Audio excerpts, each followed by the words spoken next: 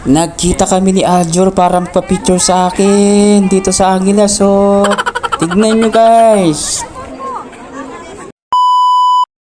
Hello guys, good morning. For today's video pumunta ka ako ngayon sa Angeles guys. Kasi nga, pumunta kami sa Apo. Ayan.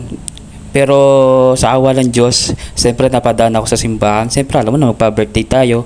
Kailangan natin sumimba. Siyempre kailangan ibaba rin yung mismong birthday ko na magsisimba guys. Ayan, pumunta nga ako dyan. At siyempre, hindi ko masyadong kabisado yung lugar dito sa Angeles guys. Kaya ang ginawa ko, pumunta ako sa simbahan na yan guys. Sabi nila meron daw milagroso dyan. Kaya ang ginawa ko, pumunta ako at pumasok ako. Siyempre, misa lang ako naman magsimba. At siyempre guys, pumunta ako sa may ilaw-ilaw, sa may kandila. At siyempre dyan, may bibili ka dyan na tatlo sampu. Okay na yun.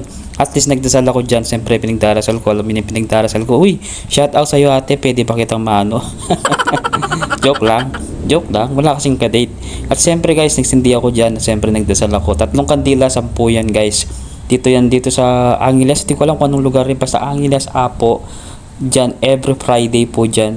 Meron silang simba. At siyempre ako nga, yan, tignan mo nga oh. O, yung ilong mo. Baka maano naman yung ilong mo dyan.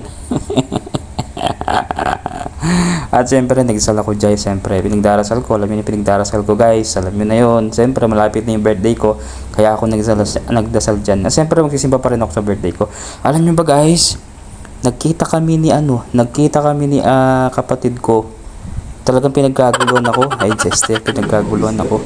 Hindi, pinagkaguluhan talaga ako guys, promise. Joke. Hindi, siyempre, pinagkaguluhan si Alde. Ay, ano kasi pangalan ito? Si Aljur Abrenica guys. Ayan, sobrang daming nilang tao. Kaya yun lang.